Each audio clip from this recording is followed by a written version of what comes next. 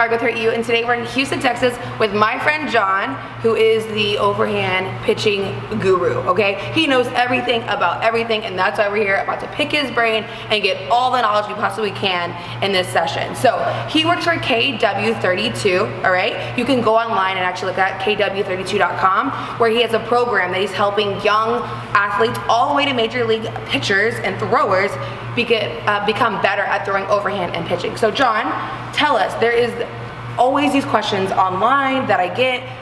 What are the common mistakes or issues that you see when people are throwing overhand? And this can relate to baseball and softball throws, because they're all the same. Baseball, softball throws, main thing is hip rotation. If somebody doesn't get full hip rotation, they're not getting the proper force production, and they're not going to throw as hard, but also it's going to mess up timing. Timing is going to cause the accuracy of the throw to be off. So for example, if they're not getting full hip rotation, shoulders are going to come a little bit early, you're going to change the arm angle, and it's going to cause you to throw. It's going to make the throw harder for you. It's going to be like throwing a frisbee instead of you trying to throw a baseball or a softball. Going to the arm a little bit, sometimes the arm path gets a little bit too long. Even though softball, about 7 ounces, it's still light. So your arm could do whatever it has to do to make the throw.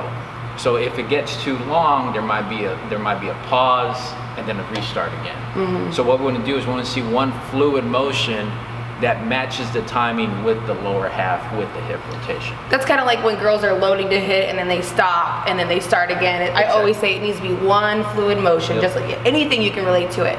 So when you talk about their hips, are you talking about their front hip or their back hip? What are you talking about? I'm talking about their back hip when they're rotating, because I want that hip to fully rotate, and then the shoulders come. Mm-hmm. When that happens, it's taking a rotational movement, and then you could square up your hips towards the target and throw towards your target, instead of trying to just your shoulders and hips going at once and kind of good luck, looks hopefully it goes to the right spot. And when you don't get your arm in the right position to throw, what I see a lot is different spins happening. Mm-hmm. When say you are trying to one hop it to third base or home, it takes a different trajectory when it bounces, all that kind of stuff. So you're saying with that hip rotation and that arm length is really going to help not only how hard you throw, but how accurate you're throwing, correct? Yeah, exactly, because if your shoulders and hips are rotating at the same time, at the last second you're going to change your wrist angle. Mm-hmm. So instead of your wrist angle coming like that towards the target, you're going to rotate a little bit early and it's going to come like this. So you're going to cut it, or you're going to try to overcorrect it, and it's going to go